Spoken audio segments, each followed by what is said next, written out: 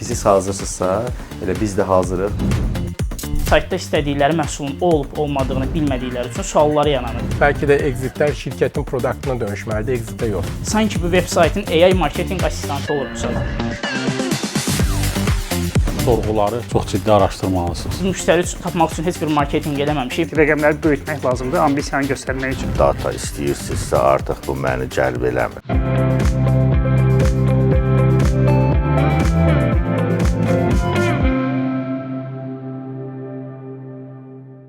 Salam əziz izləyicilər, hər birinizi Gələcək üçün Bacarıqlar layihəsinin yeni mövsümünün ilk buraxılışında salamlayıram. Ötən mövsümlər olduğu kimi məhz bu mövsümlərdə biz bir-birindən maraqlı, fərqli ideyalar olan dostları tanıyacağıq. Qeyd edək ki, onların ideyalarını eləməz bu mövsümdə, yeni bölümlərdə bizim münsiflər heyətimiz dinləyəcək, dəyərləndirəcək və biləcək ki, onlar bizə hansı layihələri təqdim edəcəklər. Və hər zaman olduğu kimi münsiflər heyətimiz buradadır. Mən istərdim ki, onları sizə təqdim edeyim, amma ondan öncə qeyd eləmək istəyirəm ki, Gələcək üçün Bacarıqlar layihəsi Dövlət Agentliyinin Tabeli Qurumu İnnovasiyalar Mərkəz və Asan TV-nin birgə tərəfdaşlığı ilə yayımlanır. İndi isə istərdim ki, münsiflər heyətini sizə təqdim edeyim. Əslində, siz bizim münsiflər heyətini ötən mövsümdən yaxından tanıyırsınız. Elə indi də biləcəksiniz, söhbət kimlərdən gedir. İlk mən münsiflər heyətinin üzvünü sizə təqdim etmək istəyirəm. Qafqaz Venture Fondunun rəhbəri Məmməd Kərim müəllim, xoş gəlmisiniz. Çox sağ olun, təşəkkür edirəm. Yenə biz birlikdə düşünürəm ki, bu mövsümdə digər mövsümlər kimi maraqlı olacaq. Bir də sizi xoş gördük.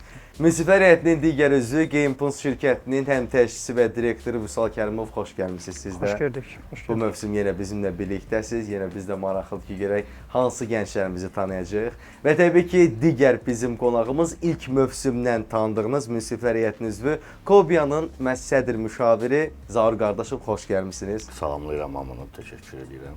İkinci mövsüm yox idiniz, birinci mövsüm var idiniz. Amma üçüncü mövsümdə düşünürəm ki, sizin üçün də maraqlı olacaq. Çünki yenə fərqli və bir-birindən maraqlı ideal olan dostları tanıyacağıq. Bir də xoş gördük sizi. Və təbii ki, bizim sonuncu münsiflər heyətinin üzvü isə Kod Akademinin həm təşkiçisi və direktoru Ülvi Aslımovdur. Xoş gəlmisiniz mənim sizlərə. Salam, hoş gördük, hoşunuz olsun. Yenə biz birlikdə qeyd etdiyim kimi və bizim üçün çox maraqlıdır ki, doğrudan da fərqli ideyalar olan dostları tanımaq. Mən istərdim ki, siz hazırsınızsa, elə biz də hazırıq. Əgər bizim dostumuz da hazırdsa, ilk bizim startapçı gəncimizi səhnəyə dəvət eləmək istəyirəm. Məhəmməd Kərimov. Hər kəsə salam, mən Məhəmməd Kərimov, Convitsa startapının həm təsisçisiyəm. Mən Y Combinator-da olan şirkətlərdən birində software engineer kimi çalışıram hal-hazırda və bir gün biz Framer'da bir web sayt yapmağa çalışırdıq. Landing page'imiz orada olacaqdı və müştərilərə bir cür oradan yanaşacaqdıq ki, müştəriləri oradan çəkək. Və belə bir problemlə qarşılaşdıq ki, müştərilər gəlirdi, ancaq saytda istədikləri məhsulun olub-olmadığını bilmədikləri üçün sualları yaranırdı. Və bu suallara cavab tapa bilmədikləri üçün bu zaman D-Link bu müştərini tapmaq üçün xərclədiyi pulu itirirdi. Və bu zaman ağlıma belə bir şey gəldi ki, niyə də bu problemi həll etməyə çalışmayaq və beləliklə Convitsa Answer məhsulunu ortaya çıxartdıq. Problem budur ki, müştərilər sizin veb saytlarınıza girəndə istədikləri məhsulun, istədikləri xidmətin sizin tərəfinizdən verilib-verilmədiyini bilməyəndə onlarda suallar yaranır. Və həmin suallara cavab tapa bilmədiyi halda artıq siz bir cür conversion itirirsiniz və engagement yaranmırsınız veb saytda və düşünün ki, o müştərini tapmaq üçün siz pul xərcləmişdinizsə, o pulu da itirirsiniz. Və Convitsa Answer tam olaraq bunu həll edir. Biz Convitsa Answer olaraq Framer'da bir plugin düzəltmişik və bu plugin nə edir tam olaraq? Bu fully designer friendly, yəni Framer'da işləyən dizaynerlərə tam rahat işləyə biləcəyi bir plugindir ki, onlar rahatlıqla bu chat əlavə edə bilirlər veb sayta və sanki bu veb saytın AI marketing asistansı olur bu chat. Və bu chat sizə contextual data, hansı ki sizin veb saytın üzərində train olunur, sizin dokument datanız, sizin istənilən type dokument fayllarınızı öyrənir və sizə cavab verir. Sizin müştərilərinizə bir cür marketing edir və məhsulu sanki siz kimi danışır və satmağa çalışır müştərilərə veb saytın içərisində. Market size-ımız budur ki, marketing tech ümumiyyətlə 982,5 milyard dəyərə çatıbdır. Bizim hədəflədiyimiz əsas yersə marketing AI toolsu, bunlar da 57 milyard bir revenue'su var. Amma tam hədəfimiz isə hansı ki bəzi bizneslər ki sürətli şəkildə AI istifadə edərək böyümək istəyirlər. Bunların isə revenue'su 800 milyon olmuşdur son 2 ildə. Biznes modelimiz budur. Hal-hazırda freemium və ödənişli olan biznes model budur. Ödənişli olan biznes modellə credit-based usage veririk. Necə ki, ChatGPT-yə biz token alıb istifadə edirik. Bizim sistemdə də elə token alırsınız və tokenlərdən, kreditlərdən istifadə edərək çatı veb saytınıza əlavə edə bilirsiniz. Rəqiblərimiz hal-hazırda Framer Marketplace-də 2 dənə plugin rəqibimiz var. Bunlardan biri Chatloom və Assist Loop-dur. Convitsa-nın onlardan əsas fərqi isə özünün marketinq asistan kimi üzə göstərməsidir və məhsulu sizin tərəfinizdən satmağa çalışmasıdır. Və ən böyük fərqlərdən biri də designer friendly olmasıdır. Çünki Framer'da olan məhsulların bir cür dizaynerlərə fokuslanması lazımdır ki, çünki bu məhsullar dizaynerlər istifadə edir və onlar bunu rahatlıqla istifadə edə biləndən sonra avtomatik olaraq sizdə müştəri cəlb edə biləcəklər sizin pluginə. Hal-hazırda 15 müştərimiz var və biz müştəri tapmaq üçün heç bir marketinq eləməmişik. Framer'dan real olaraq native bir kütlə gəlibdir bir həftə içərisində. Planlayırıq ki, növbəti Q2 üçün 100 nəfərə yaxın müştəriyə çataq və 115 nəfər müştərini adaptasiya edək Q2 kimi. Convitsa Answer sanki dediyimiz kimi müştərilərin biznesləri, AI-in biznesləri tanıyıb, bizneslərin marketinq asistanı kimi cavab verməsidir. Biz bunu ChatGPT-nin özündə eləsək necə olardı? Və burada belə bir şey çıxır ki, bizneslər AI tərəfindən görünür deyil. AI visibility olmur bizneslərin. Bizim ən böyük vizyonumuz budur ki, Convitsa Answer-dan istifadə edərək gələcəkdə böyük bir AI visibility improver, bir SaaS platforma quraq və bu platforma bir bizneslərin SEO-sunun AI versiyası deyək, olsun və bundan sonra daha böyük vizyonlara əl çatan olacağıq. Əskimiz isə 5% üçün $100,000-dır. Bu əsasən bölünəcək produktun qurulmasında və ən böyüyü marketinqdə, daha çox müştəriyə çatmaqda və biz düşünürük ki, bir il maksimum roadmap qoymuşuq özümüzə və bir il ərzində balaca bir məbləğ də olsa, yəni 5-6 milyona exit eləyək və böyük vizyonun üzərində çalışaq o məbləğlə. Dinlədiyiniz üçün təşəkkürlər. Bütün məlumatlar detallı izah olundu. Bəs deyilənlər münsifləri qane edəcəkmi? Qaranlıq qalan məqamlar layihənin görünmədiyi tərəfləri. Bütün bunları münsiflərdən eşidək. Kifayət qədər maraqlı ideyadır. Hətta ideya mərhələsində aşıb belə görürəm, müştəriləriniz də var. Mənə o müştəri hissəsi maraqlıdır ki, onlar sizi necə tapıb və siz növbəti investisiya axtarışındasınız. Onu da deyirsiniz marketinqin üçün istifadə edəcəyik. Bax, o tapanlar sizi necə tapıb və onların əsas sorğuları izləyə bilirsinizmi? O nə üçün istifadə edirlər, hansı promptları verirlər, yəni problemlərini görə bilirsinizmi? Bəli, bu problemləri görə bilirik. Tapanlar bizi native olaraq Framer Marketplace-indən gəlirlər. Fikirləşin, Framer-da hal-hazırda çox balaca bazardır. Biz ilk öncə fikirləşmişdik ki, bu əpi Shopify-da bir plugin olaraq düzəldək. Sonra gördük ki, daha balaca bir bazara yönəlməliyik ki, o bazarla böyüməyə başlayaq. O bazar böyüdükcə biz də böyüyək və Framer-da gördük ki, cəmi 300 dənə plugin var hələ. Yəni o boyda böyük bir platformadır. Ona görə dedik ki, niyə də Framer-a girməyək və Framer-a girəndən sonra gördük ki, həqiqətən ilk bir həftənin içərisində 15 dənə native müştəri gəldi Framer-dan və onların bəli promptlarını da izləyirik. Əsasən gələn veb-sayta suallar veb-saytın biznesin verdiyi xidmətlərlə bağlı olur və o xidmətlərin policyləri ilə bağlı olur ki, hansı ki, məsəl üçün, tutaq ki, mən indi ödəyib, nə vaxtdan sonra alacam məhsulu, bu tipli suallar olur və biz admin paneldə, plugində icazə veririk ki, plugin sahibinə, yəni plugini alan müştəriyə ki, o sualları analiz eləsin və müştərilərin daha çox hansı suallar doğurduğunu izləsin və bununla bu suallara cavab qoysun veb-saytına və yaxud da datalarına və AI təzdən versin həmin datanı. Bu linkə keçid edərək startapların təqdimatlarını izləyə və onlara investisiya partneri olmaq üçün bizə müraciət edə bilərsiniz. Veb-saytdakı hər bir startap təqdimatının yanında investisiya et düyməsinə keçid edib, açılan pəncərədə öz əlaqə vasitələrinizi yazmaq kifayət edir ki, biz sizlə əlaqə yaradaq. Unutmayın ki, ən yaxşı əməkdaşlıq işin əvvəlində qurulandır. O çünki sizin gələcək marketinq fəaliyyətinizdə vacibdir ki, siz nəyi vəd eləyəsiniz böyük bazar üçün. Ona görə o rekordlar belə sorğuları çox ciddi araşdırmalısınız. Bəli, data olaraq onu demək olar ki, hər gün analiz edirik. Uğurlar sizə. Çox sağ olun, təşəkkürlər. Təbrik edirəm sizi. Həm bu yaşınızda həm də belə bir işə başlamağınız üçün ümumiyyətlə yaxşı bir təcrübənizin olduğunu hiss elədim. İşlədiyiniz şirkətlə bağlı olaraq da bunu qeyd edirəm. Burada bir dediniz ki, Framer içərisində marketplace-dən başlamışsınız. 15 dənə müştəri də oradadır.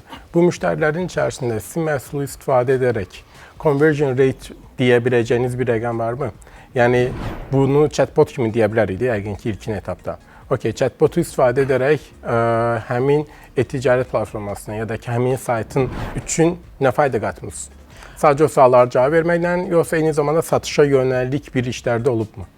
Bəli, satışa yönəlik bir işdə olubdu bu günə kimi və bu olubdu əsasən portfolio saytlarında. Framer'dan hal-hazırda dizaynerlər öz portfolyolarını düzəltmək üçün istifadə edirlər. Biz Framer native bir e-commerce plugin düzəldək ki, məhsul düzəldək ki, müştərilər bir də gedib Shopify-ı inteqrasiya eləməsinlər və daha rahatlıqla Framer'da native e-commerce təcrübəsi yaşasınlar və portfolio veb saytına gələn müştərilərin əsasən meylə yönləndirildiyini görürdük. Məsəl üçün bizim sistemdə avtomatik olaraq veb sayt yiyəsinin bütün əlaqə məlumatları olur və düzgün cavab verdikdən sonra AI başlayır avtomatik olaraq lead yaradır həmin portfolio sahibinə, yəni biznes sahibinə. Ya onun mailinə yönləndirir insanı, ya onun WhatsApp nömrəsinə, ya hansı datanı veribsə AI maksimum şəkildə lead yaratmağa çalışır və bəli, biz axırıncı analizlərimizdə gördük ki, 4 dənə istifadəsimiz var idi. İkisi portfoliosu idi, yəni dizayner idi. Biri sadəcə bir ümumi biznes idi, biri də elə onun kimi ümumi biznes idi. Yönləndirilmişdi e-mailə, bütün belə deyək də, suala cavab verilmişdi və e-mailə lead göndərilmişdi və müştəri, yəni həmin o sayta girən müştərinin müştərisi həmin linkə klikləmişdi və getmişdi lead-ə. Yaxşı, bunun rəqəm olaraq da ifadə edə bilirsiniz, yoxsa yox?